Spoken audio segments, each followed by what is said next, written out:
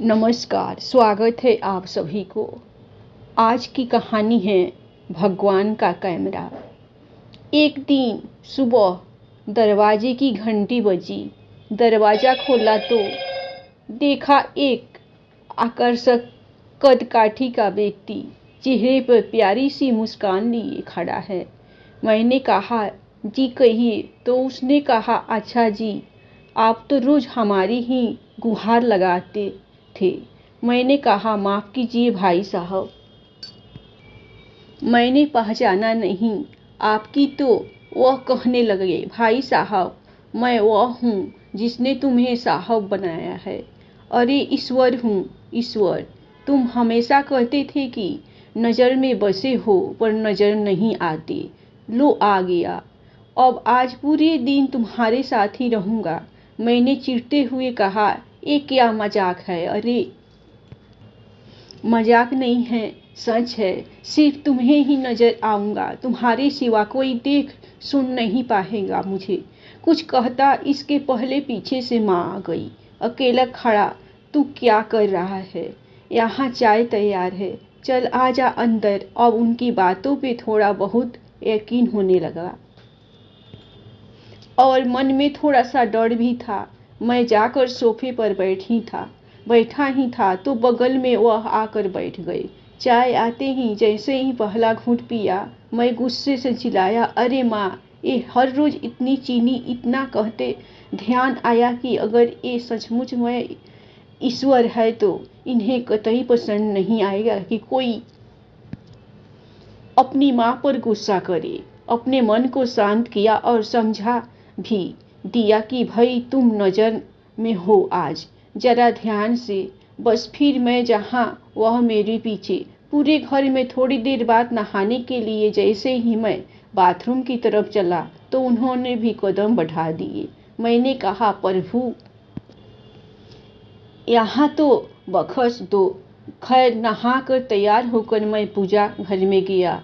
यकीनन पहली बार तन्मयता से प्रभु वंदन किया, क्योंकि आज अपनी ईमानदारी जो साबित करनी थी। फिर ऑफिस के लिए निकला।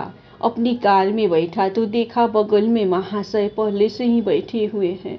सफ़र शुरू हुआ तभी एक फ़ोन आया और फ़ोन उठाने ही वाला था कि ध्यान आया, तुम नज़र में हो।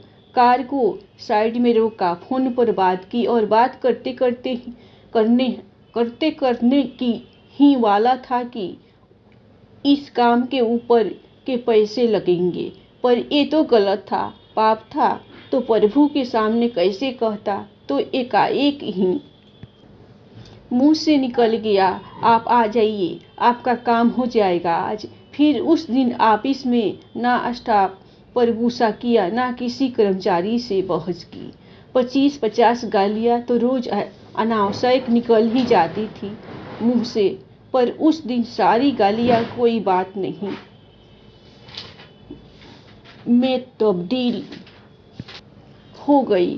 वह पहला दिन था जब क्रोध, घमंड, किसी की बुराई, लालच, अपशब्द, बेईमानी, झूठ, ये सब मेरी दिनचर्या का हिस्सा नहीं बने।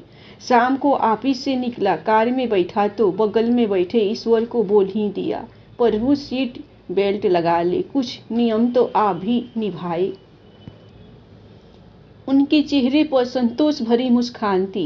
घर पर रात्रि भोजन जब परोसा गया तब शायद पहली बार मेरे मुख से निकला, प्रभु पहले आप लीजिए, और उन्होंने भी मुस्कुराते हुए निवाला मुंह में रखा। भोजन के बाद माँ बोली, पहली बार खाने में कोई कमी नहीं निकाली। आज तूने, क्या बात है सूरज, पश्चिम से निकला है क्या आज? मैंने कहा, मैं आज सूर्योदय मन में हुआ है। रोज में महज खाना खाता था, आज प्रसाद ग्रहण किया है माँ, और प्रसाद में कोई कमी नहीं होती। थोड़ी देर टहलने के बाद अपने कमरे में गया। शांत मन और शांत दिमाग के साथ तकिए पर अपना सिर रखा तो ईश्वर ने प्यार से सिर पर हाथ फिराया और कहा, आज तुम्हें नींद के लिए किसी संगीत, किसी दवा और किसी किताब के सहारे की जरूरत नहीं है। गहरी नींद गालों पे थपकी से उठी।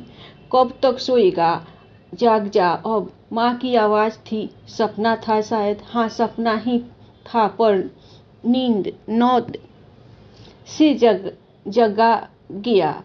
अब समझ में आ गया उसका इशारा तुम नजर में हो। जिस दिन ये समझ गए कि वो देख रहा है सब कुछ ठीक हो जाएगा। सपने में आया एक विचार भी आंखें खोल सकता है। बस हमेशा याद रखो कि हम सांसारिक कैमरे की नहीं बल्कि प्रभु के कैमरे की नजर में हर समय है। भोले शंकर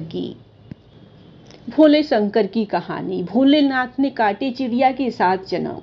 चिड़िया पर कृपा की प्यारी सी कहानी। एक चिड़िया जंगल में एक पेड़ पर रहती थी। जंगल बिल्कुल सूखा हुआ था, न घास न पेड़ न फूल न फल। जिस वृक्ष पर चिड़िया रहती थी उस पर भी सिर्फ सूखी टहनियां थी, पत्ते भी नहीं थे। चिड़िया वहीं रहकर हर समय शंकर भगवान का जाप और गुणगान करती थी। एक बार नारद जी जंगल में होकर जा रहे थे। चिड़िया ने देख लिया, तुरंत आकर बोली, नारद जी आप कहाँ जा रहे हैं? नारद ने कहा, शंकर जी के पास जा रहा हूँ। चिड़िया ने कहा, भगवान शंकर मेरा बड़ा ध्यान रखते हैं। मेरे सूखे जंगल के बारे में उन्हें पता नहीं है, शायद कृपया उनसे कह दीजिएगा मेरे जंगल को हरा भरा कर दे। नारद जी शंकर जी के पास जाकर चिड़िया के जंगल की बात की। नारद के कई बार कहने पर शंकर जी ने कहा, मैं इसमें कुछ नहीं कर सकता हूँ।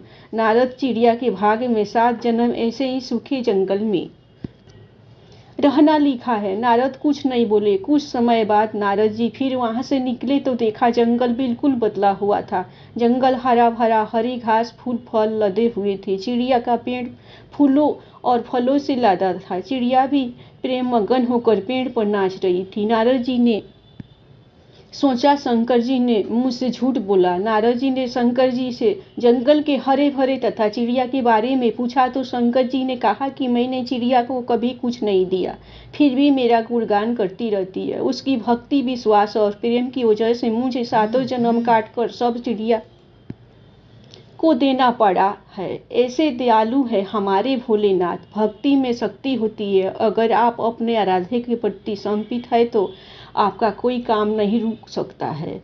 यहाँ तक कि भाग्य में खराब लिखा है तो वो भी अच्छा हो जाएगा। धन्यवाद। आप लोगों को ईश्वर की कैमरा और भोलेनाथ चिड़िया के 7 जन्म की कहानी पसंद आए तो आप लोग ईश्वर के नाम पर लाइक सब्सक्राइब जरूर कीजिएगा। हमेशा खुश रहिए, अपना ख्याल रखिए।